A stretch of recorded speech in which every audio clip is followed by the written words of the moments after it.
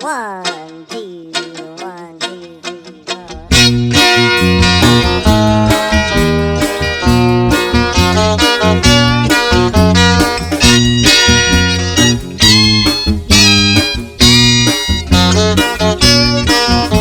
I tell my mind not to wonder.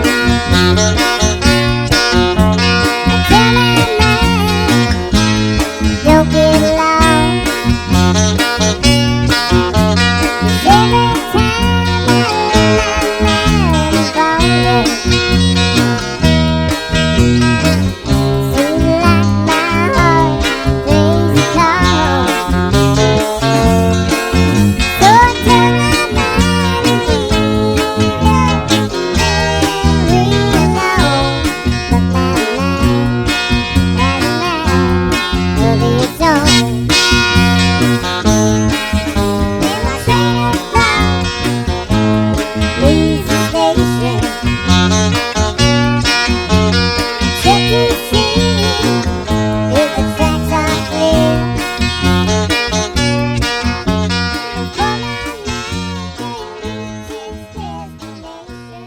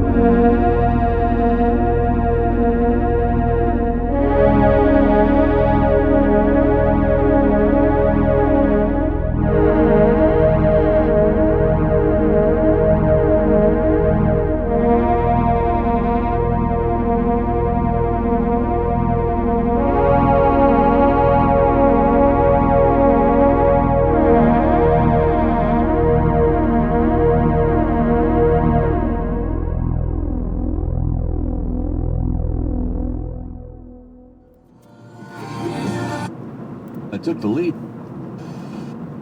Somebody's heart.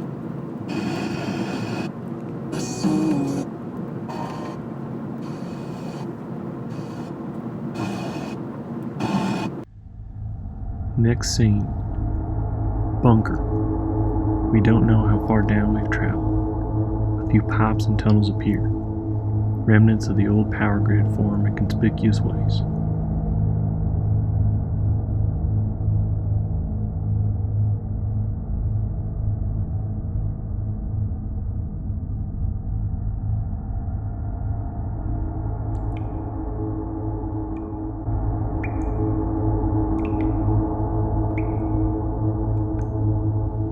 We hear electrical buzzing sounds, maybe transformers, maybe power lines, sort of arcing in the air. Maybe some water dripping, coolant from the machine.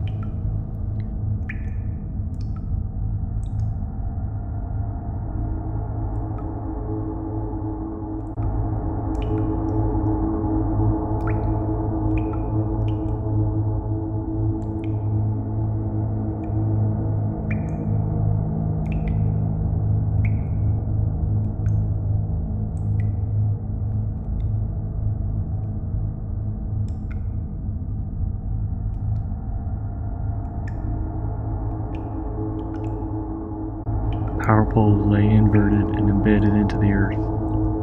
We follow them upwards. Next scene. We hear a truck starting. Maybe it's quiet, but it gets louder. It's one of those real loud mufflers in Texas diesel engines.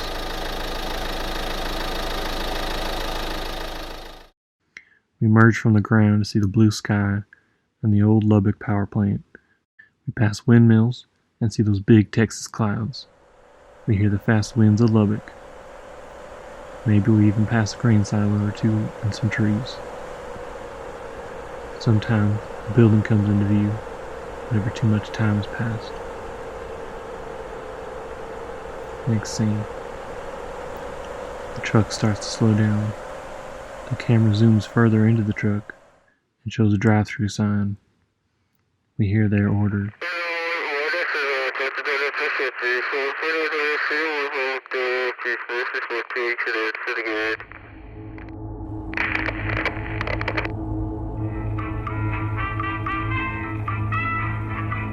Taco appears.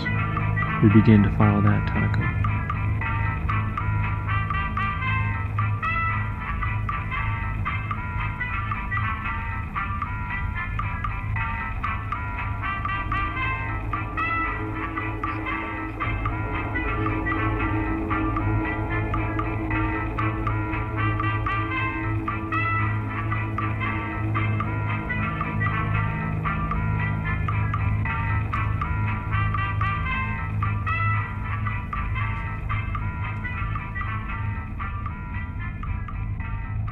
Back on the surface now, the truck begins to drive.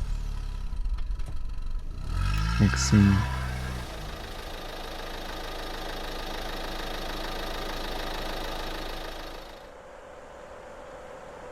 We hear the truck start to putter, possibly run out of gas. A gas station appears on its route. The truck slows down. We hear the truck driver start to pump gas into their truck as we return back underground. Maybe there's an occasional pumping sound as the gasoline travels to the surface.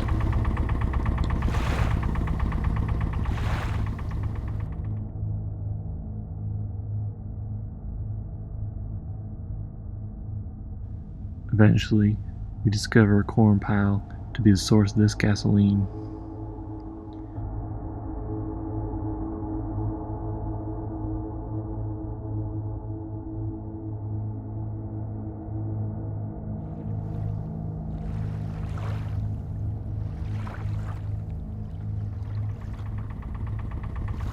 We travel back to the surface, and slowly begin to hear the truck again. Next scene, the truck speeds up, back on the highway again. We hear the Lubbock winds fly by.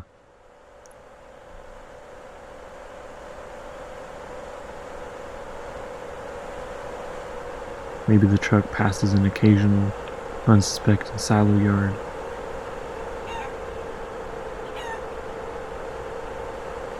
Or a wind farm.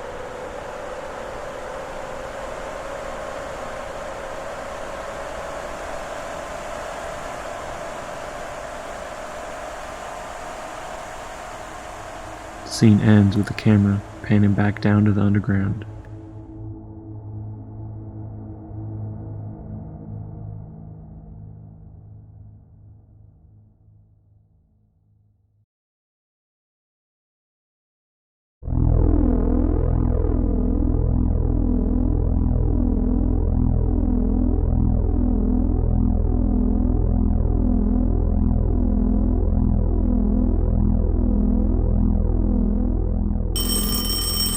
Our day starts at 6:06 a.m. bunker time. Not sure how that translates to outside time, but it's just a number anyways. Sleeping and dressing is done up on the top floor. It's the cleanest and quietest space in the bunker. Even though our passion lies in creating and exploring the subterranean world, a break is still necessary. Breaks lately have been few and far between though. Strange seismic activity has been occurring and an investigation has been opened to hopefully uncover what could be causing the anomalies. The disturbance seems to originate just 12 yards from the drill head. We're excited to discover the source of these anomalies. Actually, it'd be appropriate to address one thing. There were strange manuscripts depicting the ground below the bunker when we moved in, but we have never paid any attention to them as a wives' tale and conspiracies have no place in a professional environment. Obviously, they are unrelated to the strange occurrences lately. Moving on. Level 2 holds the house's mechanical room and heating supply. It is nice to be able to come down, cook, shower, and prepare for the day in a cozy, controlled space. The ground floor is where the bunker entrance is. It is not used much, but is mandatory in case of emergency and for food deliveries. Also, a maintenance room is located on this floor for the electromagnet. A thick layer of concrete separates the machines of below from the living space above. Moving below grade requires full PPE, including an oxygen mask and regulator, hard hat, ear protection, and a full hazmat suit to protect from the possible corrosive gases that could be released. Extreme heat and electricity are present as we enter the first below grade room. Steam is flowing, pipes are banging as they expand and contract. Constant maintenance is required to keep these pipes from splitting open completely and sending the bunker into a meltdown. The magnetic pipe loading machine is one of the most innovative machines we have constructed to date. It allows the bunker to operate almost completely autonomously. Heat from the earth heats the water reservoir located in the bottom floor and spins the turbine located below grade level 2, producing electricity and powering the whole bunker. Pipes are produced from the iron ore extracted by the drill. The magnet lifts the pipes into place to be loaded into the drill, as constant production of the pipes is needed as they fail and wear out often. Below grade 2 houses a staging area for new equipment and new projects to be planned out and worked on. Also, broken parts waiting to be fixed will wait here. A room is also designated for emergency blowouts of material. If a gas, liquid, or solid were to shoot through a pipe, it would end up in this room as the machine shut down. It is a safety precaution as to not flood the bunker with unwanted matter. Finally, the drilling floor, the most dangerous and crucial space in the facility. The drill is housed here along with its sister machines needed to mine the ground. It can only be accessed while the bunker is completely shut down as a safety precaution. The drill searches for titanium, iron ore, and element 115. This elusive element could be the key in solving our constant need for energy, as it is said to be an end-all for all other forms of energy. So far, no luck. Drilling in Lubbock has proven very difficult. Sitting on the cap rock is good for structural integrity of the mine, but slow going for the drill. We're not ones to lose hope, but if it keeps moving at this pace, the bunker will be operating on its own before. Signing off.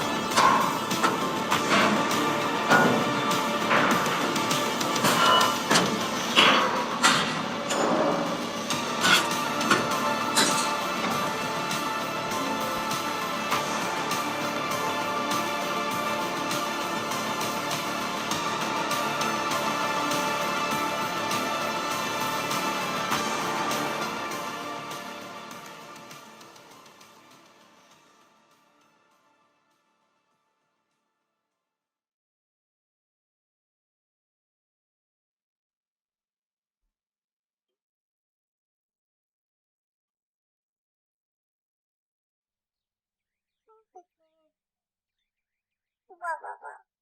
What? There it is again. Do you hear it? Oh my god, not this again. What is that? I can hear it so loud this time. Where's it coming from?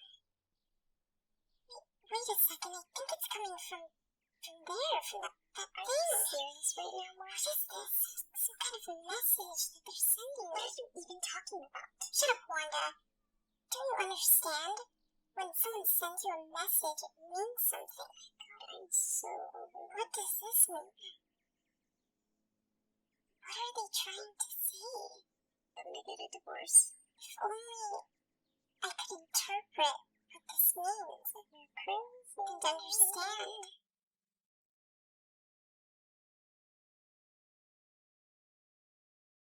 The Barton House, built in 1909, just a few miles northwest of Lubbock.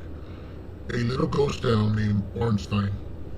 Well, more currently, the house is occupied by a man named Mark, who has become obsessed and paranoid with the idea that aliens exist.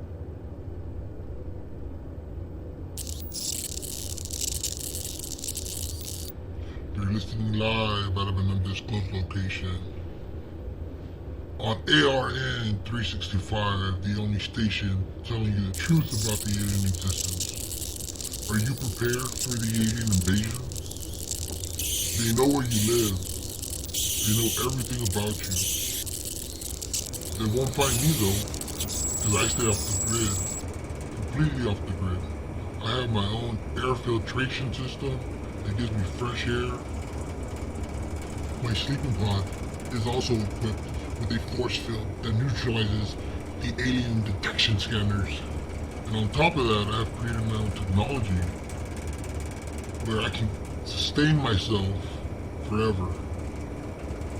My own human hamster wheel that I use to power up my domain. I power up my own encrypted networks so they can't be traced.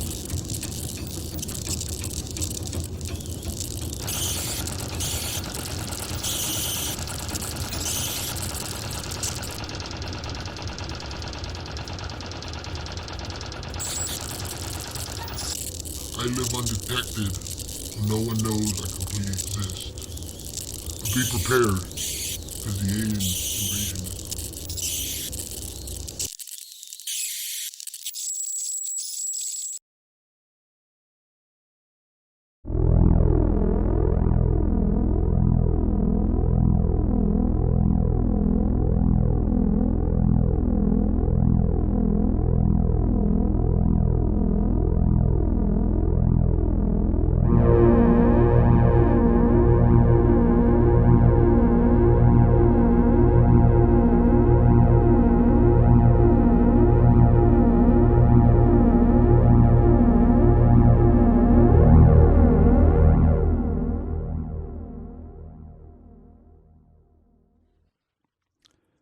The house smelled just as I had remembered, like warm wood and tobacco smoke. I was 12 years old when my father built our home in 1915. Now at 32, almost 5 years after my father's death, I was terrified of coming back and reliving those glorious memories of West Texas alone. Here I stood back in the home I spent nearly 2 decades in, without the man who raised me. It was time I had faced what I had been attempting to drown deep within myself for years. Avoiding this home meant avoiding the truth. Sitting down in my father's old leather office chair, I imagined him and the way he used to work. He was elegant, though especially so in his last few years. Always quiet, never in a hurry, and meek, but a shrewd businessman. I laughed thinking someone with such a small voice could be a political figurehead of a state like Texas. My father was a man of few words, but the wrinkles on his dark, tan skin, the calluses on his hands, and the thick white hair told 1,000 stories that spoke of his behalf. Cleaning out his things from his bedroom was difficult. Mundane items left me with memories so precious it hurt to move them from where I was accustomed of seeing them. Oil-stained coveralls lay on top of his laundry hamper, and I knew it must have been the last thing he wore before passing. It was like my dad to be working the day before his death. He was that kind of man. I gathered up as many items as I could carry and made my way downstairs to the empty room in the back. The lonely space seemed the best fit to move his things until I could muster up the courage to let them go for good. I pushed open the door and was surprised to find that the room I had believed to be empty was actually quite full. I dropped my armful of his things to get a closer look. Documents on steel structures, rotors, moving parts, trinkets on the tables, and tools were everywhere. The room was surprisingly dark. It didn't smell like the rest of the home. The air was damp, and an eerie buzzing sound filled my ears. The floor was nearly covered with catalogs and blueprints, machines, and their bolts or spare parts. I was trying to be careful about where I stepped, but infatuated with my father's secret, I forgot to look where I was stepping. My foot hit something hard. I grasped into the dark for something to catch myself. My hand reached for a sheet hanging on the wall, and I pulled on it to regain stability, only to continue falling. My body hit the old mahogany floor with a thud. The sheet that was covering the wall fluttered on top of me. Disoriented and confused, I looked up. An elevator? Or was I hallucinating? I got up slowly to try and see better. I felt around the floor with my feet so I wouldn't trip again. Now close to the wall where the sheet had come from, the form became clear. It was an elevator. I tentatively went to press the down button. The bell rang and I jumped back. Something inside of me was hoping it didn't work. I pushed back the accordion gate and peered in. There I was, standing below the familiar crown ceiling of a home my father had built for us, and apparently above something else. My gut told me not to get in, but my curiosity urged my legs forward. The humming was significantly louder, and the air hotter and stuffy. I closed the gate and swallowed. My stomach was in knots. I pressed the button anyway. I shut my eyes as the carriage groaned. It descended into the dark. The noise of settling machinery and the sudden stop of the compartment jolted my eyes open in alarm. I could see absolutely nothing, but there was a cacophony of loud sounds coming from whatever was in front of me. I used my hands to guide me along the wall. I felt something there. Aha! Finally, something familiar. A lever. I pulled it down, and whatever structure I was standing on shuddered. The hair on my arm stood up. I panicked. But then, a light. I looked down and wish I had left it off. I could see right through the metal structure into a mess of machinery that was producing copious amounts of steam. I walked like a newborn colt with shuddering legs to find a room that seemed much more secure than whatever I was standing on. I pulled another lever. First, a low humming sound started. In the room directly adjacent to where I stood, I saw dim lights flicker on. Panels began to light up. Then buttons began flashing on and off. Dials were jittering back and forth like they were dancing. Who was my father? I followed the sound that bellowed above all the other oily roars I was hearing. It led me to a door which apron opening sprayed my entire body with a heavy mist of water. Massive turbines were rapidly spinning. I could see cords running out of them and going seemingly up into the house. They had to be generators. I sat watching them spinning round and round. All these years I spent in the house not knowing this was here. All those years I spent with my father, did I really know who he was? I walked back to the elevator and saw a third lever, which I pulled. It lit the spaces below whatever I was standing on now. I began my second descent further into this dark new world. This space was different. Steam was everywhere, and I could hear rushing water all around me. I exited to an aisle that must have been made for maintenance and ran my hand against this metal beast. It was warm, and the air tasted metallic. I moved into a tight space to try and figure out what I was looking at. I felt someone clutch my shirt collar. I screamed and reached around to try and defend myself. It was just a stray pipe. Something about this place made me feel like my dad was still here and watching me. I quickly walked to the elevator and continued my way down to the last floor. The carriage stopped and I got out. The only thing I could see here was another lever glowing from the faint luminance of the compartment above me. Pulling this one lit the rest of the chamber up with faint mining lights. A large cavern opened before me. The structure I was standing on now seemed small. My legs were getting cold and wet from the slow shower of freezing cold water rushing down from the side of the cave. It must have been the water that was running in the turbines. Mist glistened when the lanterns caught them just right. I could feel my heart sinking. What had he kept from me? With the belly of the monster completely lit and all of its parts singing a haunting hiss, I had never felt so uneasy in my life. I shut all of the lights off on my way back to the top, but let the machines continue to sweat. I was back at the control room, still feeling sick to my stomach. I thought about how, when I was little, my father would tell me that the house was alive, that it was living and breathing just like me. I never knew this is what he meant. I walked towards the last light lever and turned it off, but I wasn't ready to leave. I pushed my back up against the wall and slid down so that I was sitting. I was freezing. but I was also scared that if I left, it wouldn't be here when I came back. Was this all just a dream?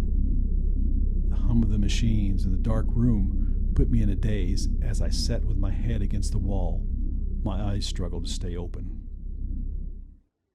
The gentle bell of the elevator woke me. I hadn't called the carriage. I sat up in the pitch-black room, realizing that someone else was coming.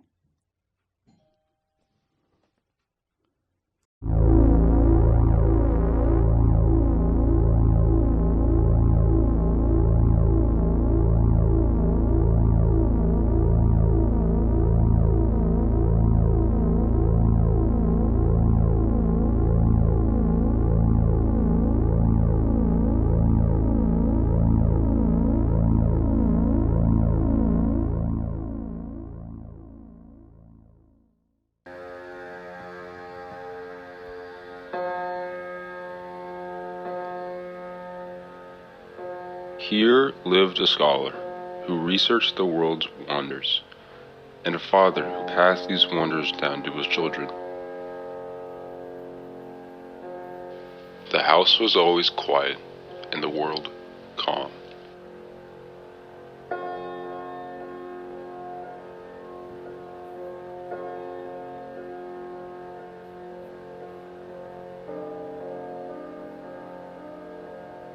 A home built by dust and water was filled with sounds often heard to ring.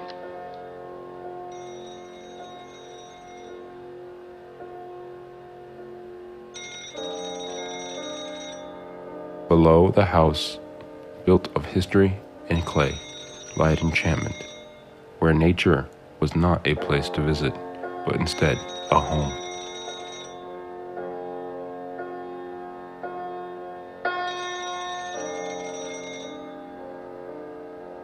The rings heard throughout turned into chimes of waterfalls.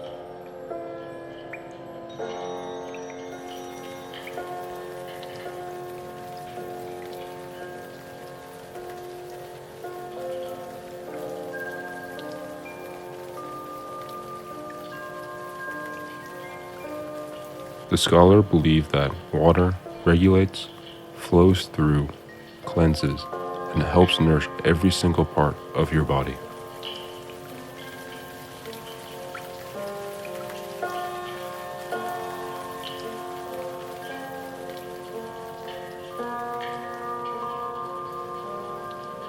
As one journeys down the path, the water comes and goes, whistling, whispering, and crashing.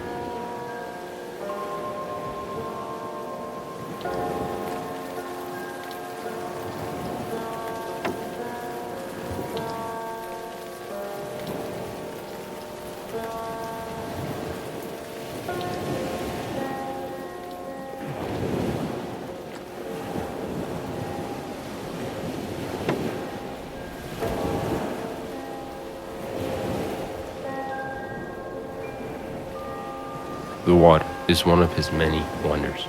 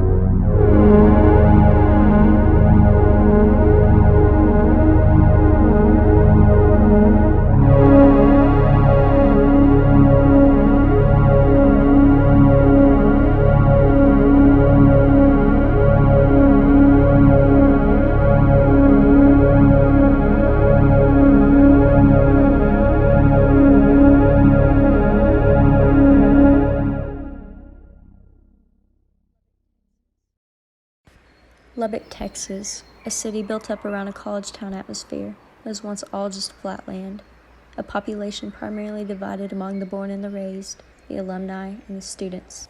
Ideally, all students and professors would gravitate towards a living situation that makes it easier to commute back and forth to campus. So one of the popular choices would be a bungalow.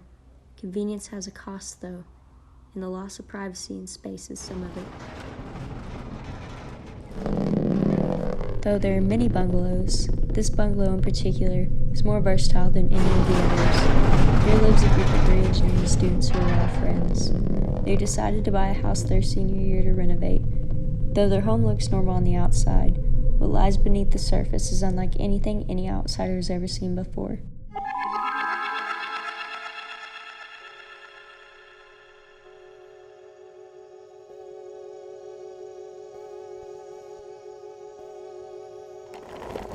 College is rough for these students, and it is almost a given that these 3 engineers to be hardly get any shut-eye. So they needed a perfect place that would give them endless amount of energy as soon as they crossed over. A place that transformed them into their inner child indefinitely after a long day of studying. This place had to be an escape from their close-quarter living situation and anything else that was reality. So they built just that.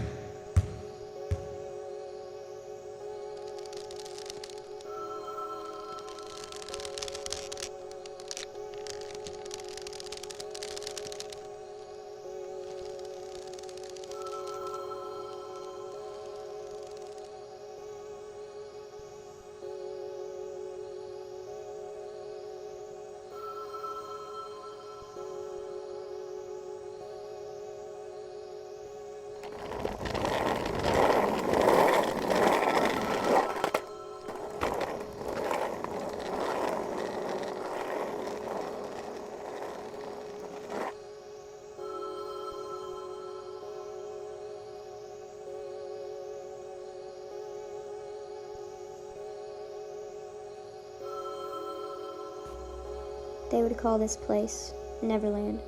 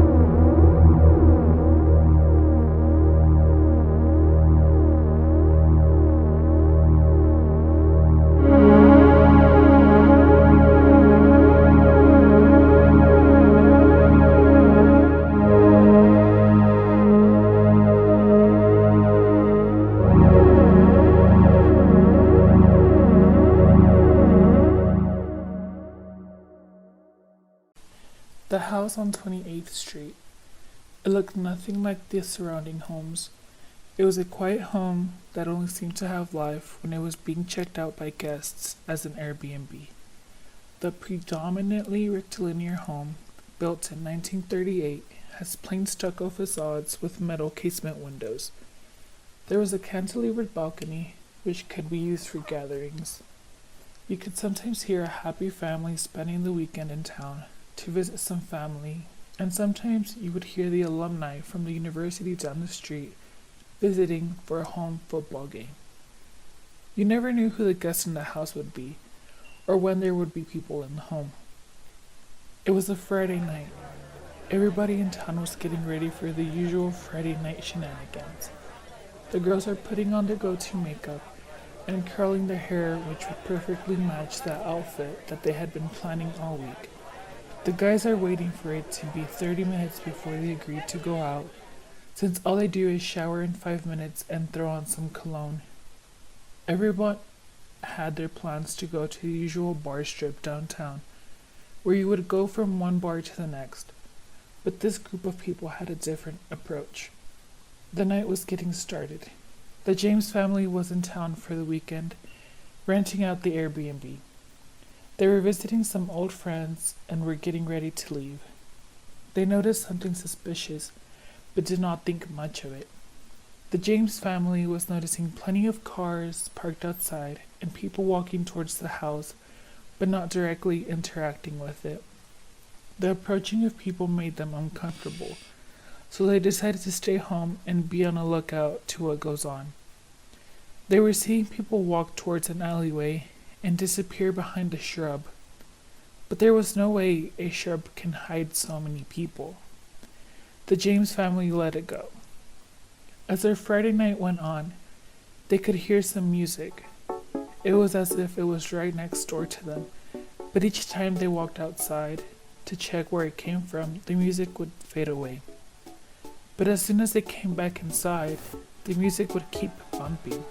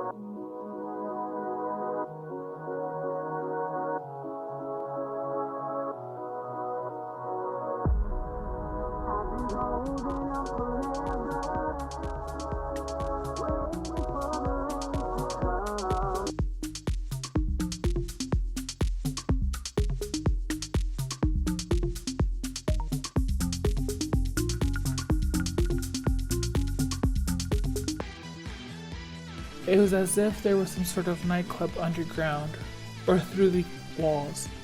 They felt like they were going crazy.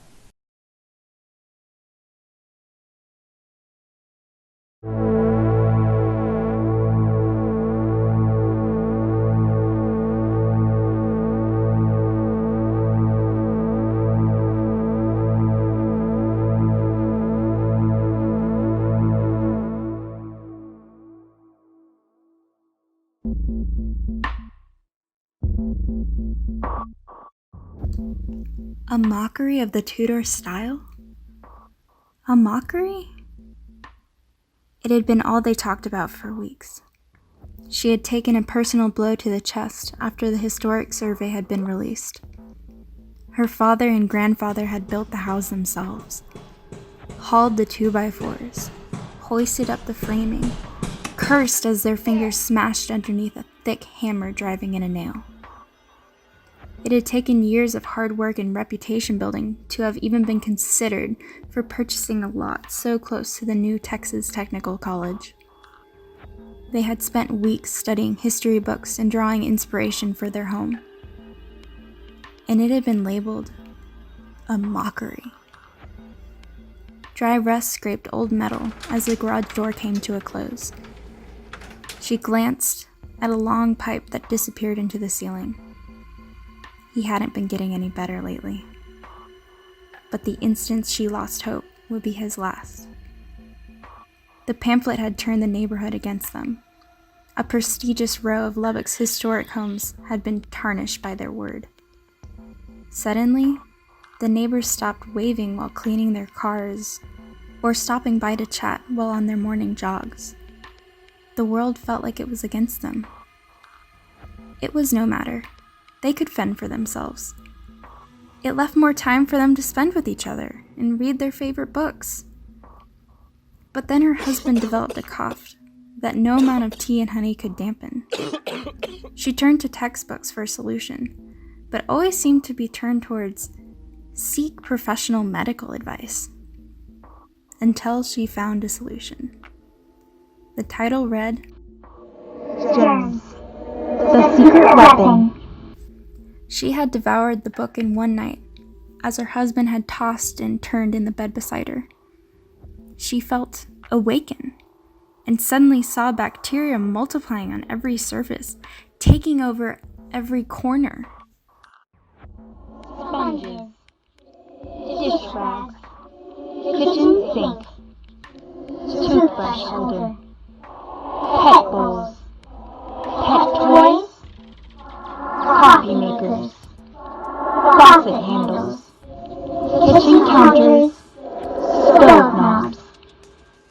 She had cleared almost every cleaning shelf in the stores as she desperately attempted to wipe, mop, scrub, and spray away the deadly weapons that were claiming her husband.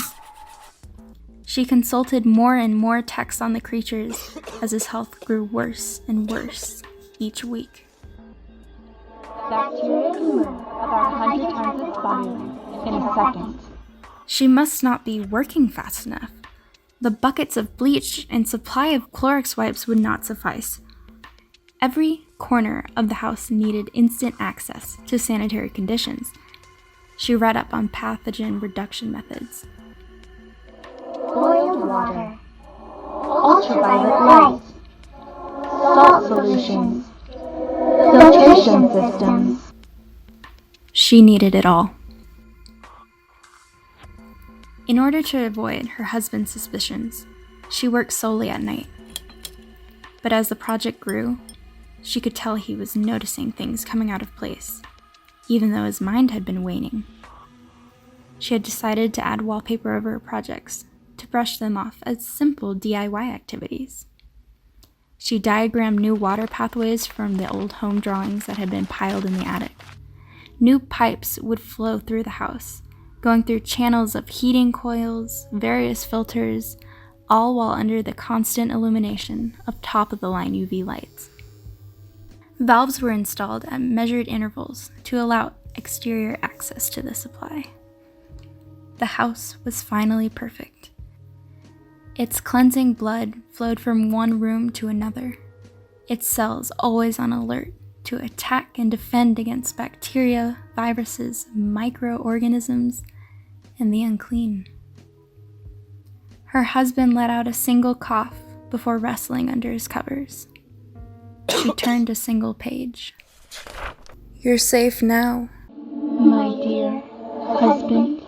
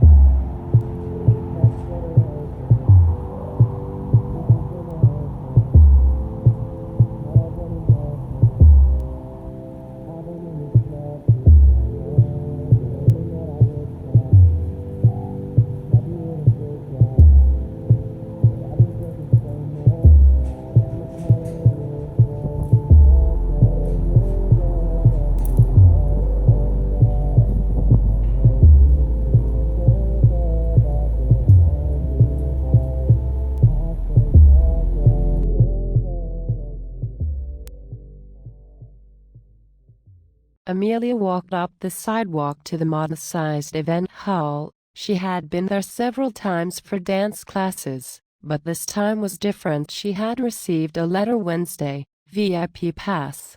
2011 13th Street. May 5th, 12 p.m. Code 3756. Wait in the right-hand waiting room. Instructions to follow. She had thought it was strange and was unsure whether to go, but curiosity had gotten the better of her, and she decided to check it out. She opened the door and entered. She could hear distant voices, but otherwise, nobody was around. Probably the staff setting up for the dance class later on, she thought. She entered the waiting room and looked around. Besides the 2 chairs and a desk with pamphlets, the room was empty. She walked to a small nook in the wall. It had pictures about the hall as well as a picture of the original owner, breaking ground with the architect. Suddenly her phone buzzed. Unknown caller. Turn right and enter code. She looked and noticed a small panel with a key code on one of the wooden wall panels. She entered the code from the letter and with a click, the wall suddenly slid open. She entered a room with an ascending staircase and wrapping around 4 large pipes. Climbing up, she began to hear a distant hissing sound. She reached the top of the stairs. A glass door and wall were in front of her, completely fogged over. Opening the door, steam poured out. It was hard to see due to the steam, but the room looked completely empty. She could make out the pipes covering the ceiling. Then she noticed a set of lockers next to changing rooms. Her phone buzzed. Locker 33. She opened it and found a change of clothes, mat, robe, and swimsuit, along with a handwritten note. Please enjoy this complimentary spa day. When finished in the steam chamber, please change to your swimsuit and proceed to the door on the opposite side of the hall. Enjoy. After 20 minutes, Amelia changed and walked to the other door. Similar to the first door, there was another set of stairs wrapping around pipes. As she walked, she could hear the distant sound of talking and music coming from the hall, but as she kept going, she began to hear splashes. It was a large open room filled with pools, with people swimming or just relaxing in them. As she looked around, she realized each pool was different: a regular pool, hot tub, and spa pool. 2 side pools were enclosed in glass and had pipes running out of them. Then, to her shock, she realized she recognized the mayor of Lubbock relaxing in the spa pool, and next to him was the chief of police. As she looked around, she realized most of the people here were famous or influential. She decided she'd better leave and began to make her way towards the exit when she heard her name being called. Amelia. She turned and saw a young woman walking towards her. I'm glad you could make it. We have a lot to talk about.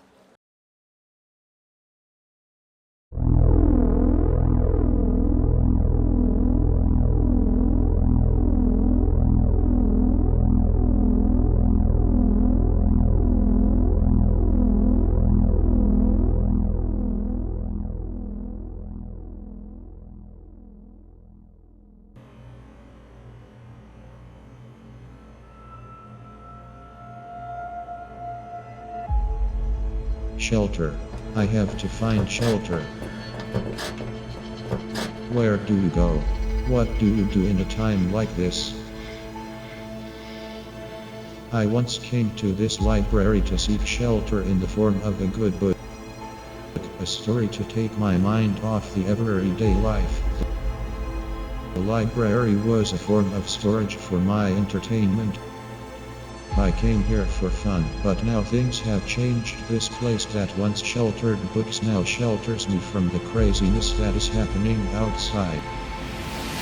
In a panic, I wander from wall to wall, from bookshelf to bookshelf on every floor, looking desperately for an answer or a guide to help me make sense of the world. I gather every book I can find on survival, bunkers, storm shelters.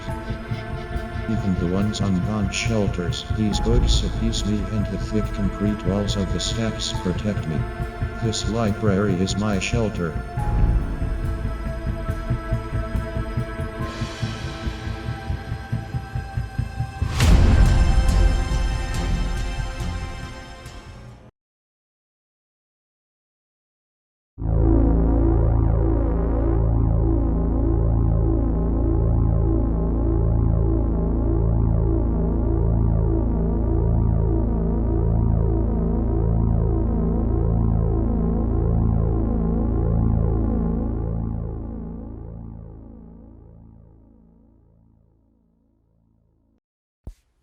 Historically, fashion has primarily focused on consumption and purchasing decisions.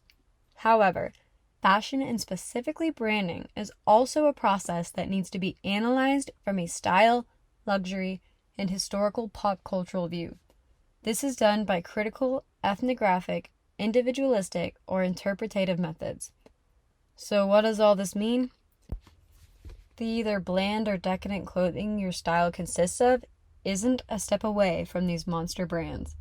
The brands you've all heard of plenty of times throughout your lifetime are the basis of where each decision in fashion comes from.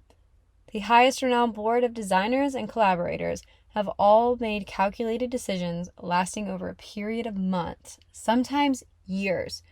Choices are all specifically learned from past success and failure, while also moving the brand meticulously forward in perception and in relevance. These choices are in the details. As much as shopping at your local and small resale store seems irrelevant, the truth is that these clothing items aren't exempt from the reality of how fashion is all porously interconnected at one point or another. Like your surroundings being built, these choices are a web of what is historically learned and what the goals are for the hopeful timelessness and relativity of a project. I grew up within an immigrant family in the small city of Lubbock, Texas. My parents came here after a few failed business attempts.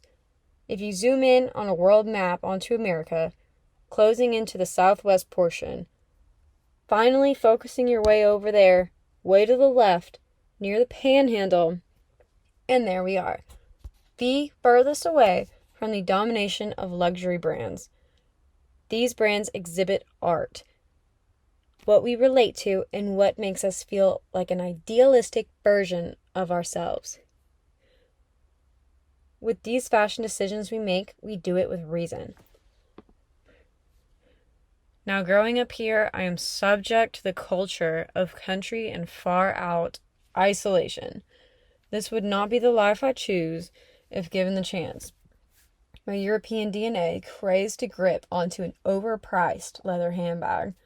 The only leather I see are the cowboy boots being swept with dust and crisp winds.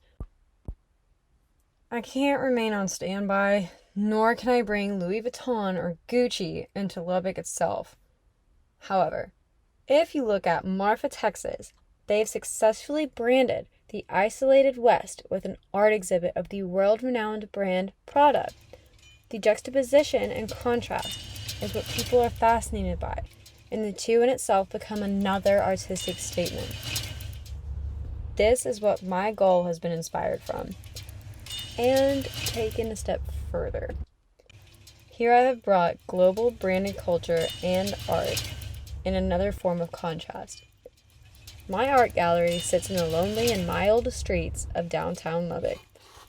People are exposed to the highest ends in fashion and their artistic standards. What you don't see, and what I'm saying in confidence, is my plan to also disrupt the fashion of this exiled location. Below the surface remains my own form of a runway. Bags and clothing duplicated and ready for a modern, yet reachable consumer. These brands exclude us with their prices. However, I'm bringing the accessibility to those who can find it within themselves and not in their location to feel as big as those world luxury brands. Our zip code might as well be off the grid, but our artistic values in fashion is not. If this is where you belong to, here's my card.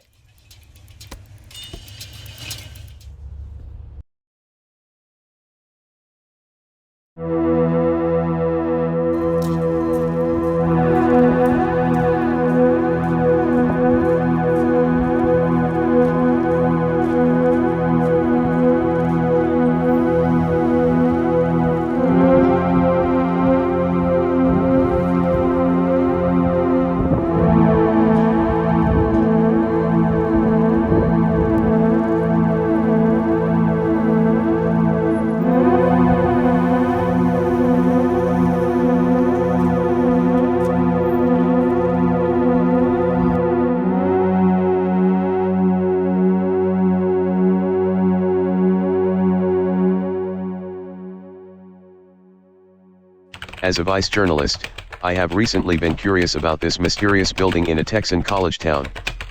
The Lubbock Avalanche Journal building sits quietly on an empty street. There are absolutely no pedestrians and cars around this building.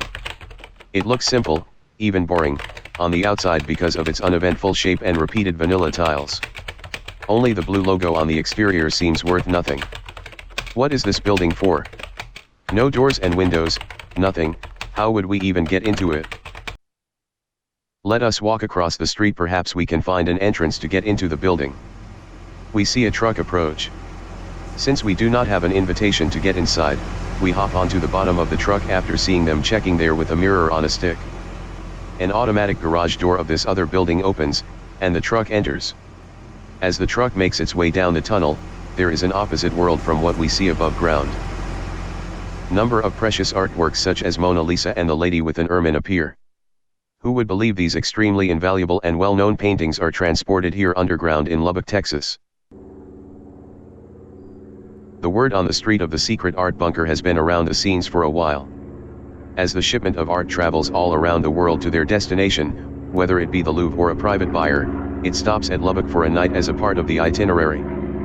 They make this possible by having established the world's most secure art transportation service, and as a part of the program, the one-night stay at this rather unexposed city is enforced thanks to the founder CEO's love for her hometown. We wait as the paintings that just arrived are unloaded from the truck. Admiring the cutting-edge packaging of the pieces, we hear the sound of some kind of rolling machinery above our heads. Suddenly the artworks hanging along the metal rail begin to move slowly. We are now invited to the area where the exhibition takes place tonight. Like any ordinary art gallery or museum, there are plain walls for the artwork to be displayed on. However, the previously mentioned machinery moves the paintings after a few minutes as they impress us along the way. After a few rotations, the exhibition night in Lubbock is over. It is time to move them to their original destination. Again, the trucks, heavy load of artworks in highly secure packaging, make their way out through the tunnel. We see the trucks rolling and disappearing along the road.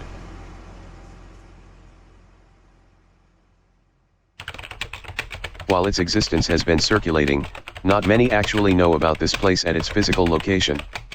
A selected few are allowed inside per night. The secret art bunker with no doors and windows will remain a mystery unless I release the story on the internet. I hear someone is at the door, so I will continue on deciding once I get back.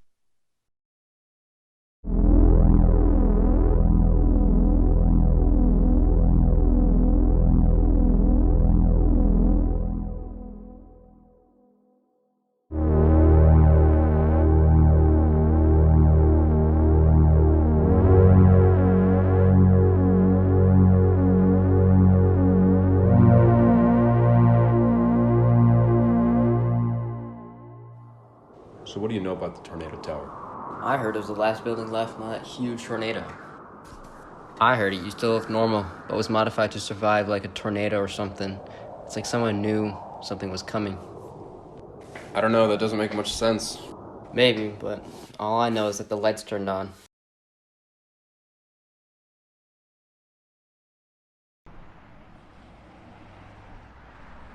Is this thing on? Huh? Oh, I'm recording.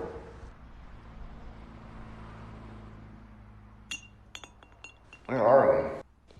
I don't know, but this place looks like it's about to fall apart. Come on, let's go this way.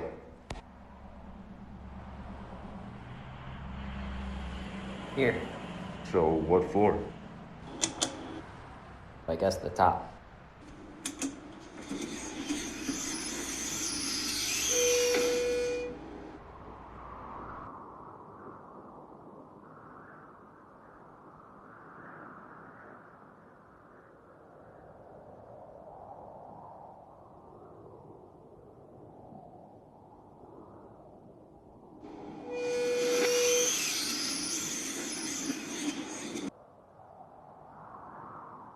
Damn, that's a long way down. Yeah, it is. Honestly, I had no idea these elevators would even work.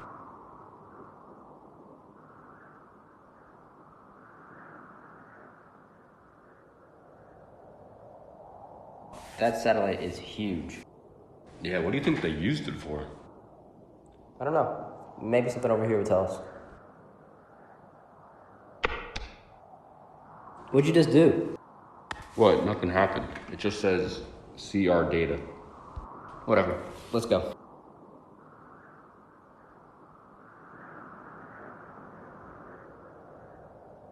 Look, this one has more buttons. Look, it says see our level. What do you think that is? I don't know. Push it.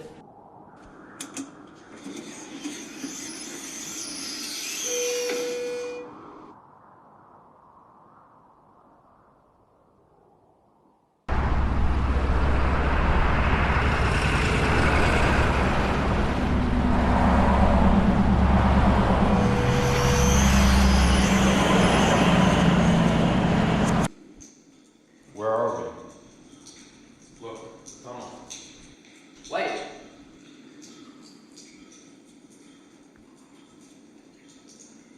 Oh, shit. What? Oh. This place looks super old. Look, what do you think that light is? Hold on. Where are you going?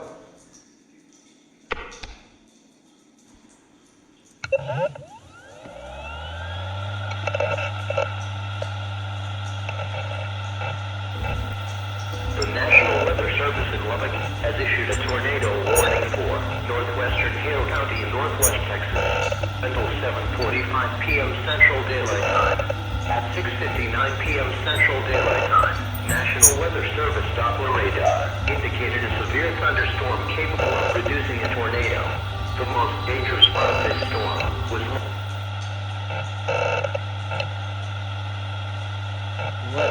What button did you touch? I don't know. How do we turn it off? Maybe the main radar?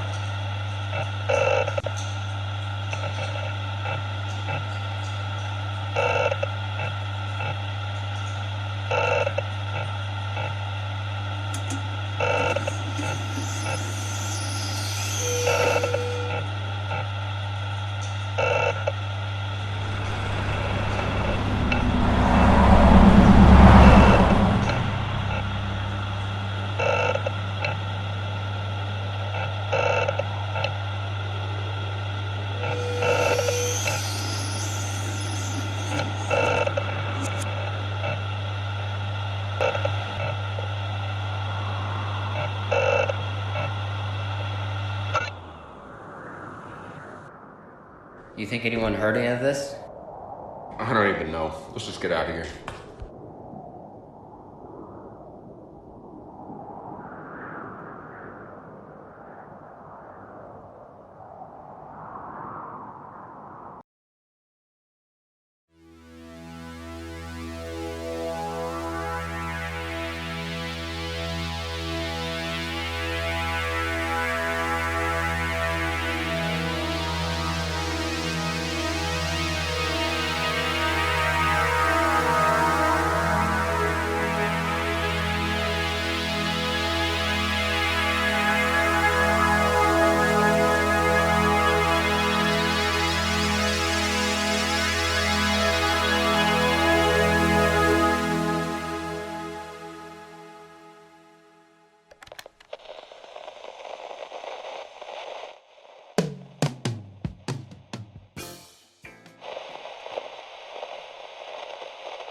Welcome to your new home for the foreseeable future, Underton, sponsored by Wells Fargo. The Underton Luxury Living Complex has everything you need to enjoy your new life underground without compromise. This unique complex features everything you would enjoy in your daily life in the safety and comfort of 10-foot concrete walls. Work, shop, eat and sleep all without having to leave home. Our fully functional office spaces will keep you and your co-workers happy and allow for your shortest commute ever. After work, come visit our full-size shopping mall featuring brand names you love, like OK Jewelers, Na Republic, H&N, Forever 51, and much more. Hungry after all that shopping? No worries. Stop by the food court where you can enjoy a variety of Lubbock's most popular food options. Finally, after a long day, retreat to our luxury apartments by Underton. Thank you for choosing Underton Park, sponsored by Wells Fargo. Together we'll go far. underground to the safety of your new home.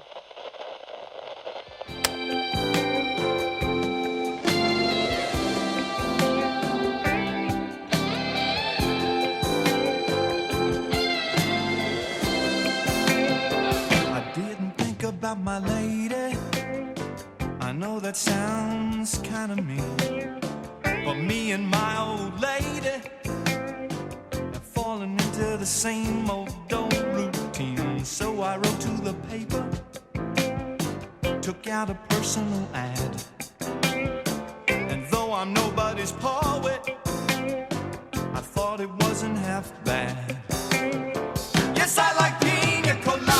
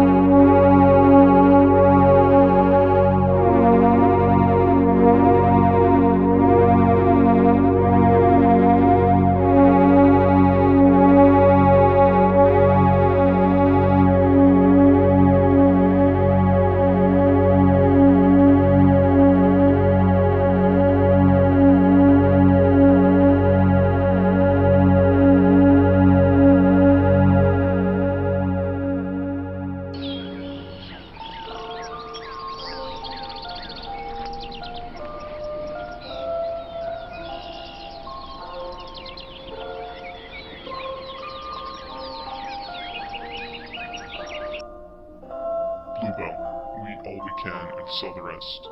Bluebell, we eat all we can and sell the rest. This is the motto of the company. It is drilled into our heads of every waking day we work. It is the only thing we do as we work towards total happiness. I parked my car alongside a battered down red brick building. Black smoke erupting from the top of this decrepit piece of architecture.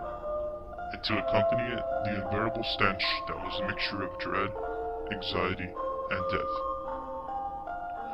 The Pioneer Hotel was once the crowning jewel within Lubbock, Texas, and over the years has been neglected and decayed as it was handed off to various owners. The corporation that bought up this historical monument has insulted the architect's original intent with the placement of water towers and industrial infrastructure surrounding the building. However, through the cold-pressed tubular pipes and machinery was the warm red brick that invited the many guests who have stayed here before. This is where my new life began. This is where I can make a future. And with one swift move, I walked towards the building in order to be on time for my first day of work. Once I was inside, a single man stood, holding a sign with my name on it, as if restlessly waiting for several hours in the same spot. His face was heavily lined with the experience one gets from age, his eyes wild, constantly analyzing and observing every action I was making. He placed his cow mask on, and his eyes were barely noticeable through the slits in his mask, concealing his face. Wearing his signature cow-spotted robes and mask, he stood out from the clean white room surrounding us. A tired, deep croak erupted. "Hello, boy. Welcome to the monastery." Being the one not to disappoint on the first day, I investigated the handbook they sent me and searched for greetings. I replied, "At ease, brother." This was Garland. He was the headmaster of the monastery and taught me all there is to know how to operate and run the facility. During our tour, he constantly reminded me how we are not just employees, but we are divine entities that will help spread the Lord's work through the medium of ice cream. However, none of this mattered to me personally. I was willing to give up everything for a consistent 3 meals and a clean bed that wasn't the floor. The most fascinating part of the tour was the bell. It was the implement of choice used to create the happiness Garland has been rambling on about. Pipes, machines, and all the moans of dozens of people pushing, heaving, and moving this giant monstrosity in order to produce ice cream.